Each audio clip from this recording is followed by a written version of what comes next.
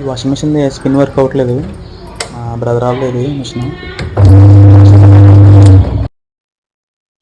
కానీ స్పిన్ తిప్పితే మాత్రం స్పిన్ అవ్వట్లేదు. ఒకసారి తిప్పి చూపిస్తాను చూడండి. ఇప్పుడు స్పిన్ అయితే తిప్పాం మనం. టైం సౌండ్ అయితే వస్తుంది కానీ స్పిన్ అయితే వర్క్ అవ్వట్లేదు. వర్క్ అవుతే కొంచెం షేక్ వస్తుంది. అండ్ ఇది డోర్ ఓపెన్ చేసినప్పుడు ఆగిపోద్ది అన్నమాట. అందుకే స్పీడ్గా ఓపెన్ చేసి చూపించాను. అయినా సరే తిరగట్లేదు ఇది.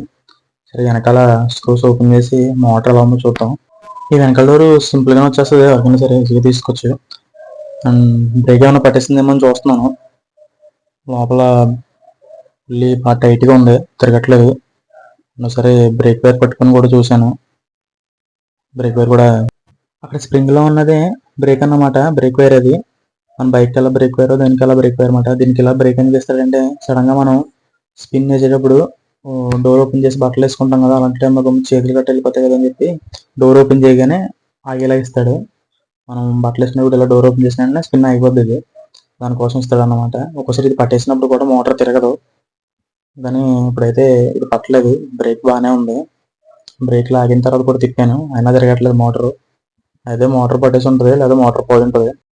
ఇదైతే మోటార్ పోలేదు, మోటార్ పట్టేసింది అనమాట. ఫుల్లీ గట్టిగా తిప్పేటప్పటికి పోయింది. అయితే ఇలాంటి టైంలో ఏంటంటే చాలామంది మోటార్ పట్టేసిన టైంలో తెలియక ఆన్ చేసి గట్రా వదిలేస్తుంటారు తిరగట్లేదు ఏంటని. అలాంటి టైంలో మోటార్ వైరింగ్ గట్రా కలిపి పోతాం మొత్తానికి. అలాంటి టైంలో ఏంటంటే కంపల్సరీ టెక్నీషియన్ చూపించుకుంటే సింపుల్గా అయిపోతుంది మొత్తం మనకి రిపేర్. లేకపోతే మాత్రం మోటార్ పోద్ది.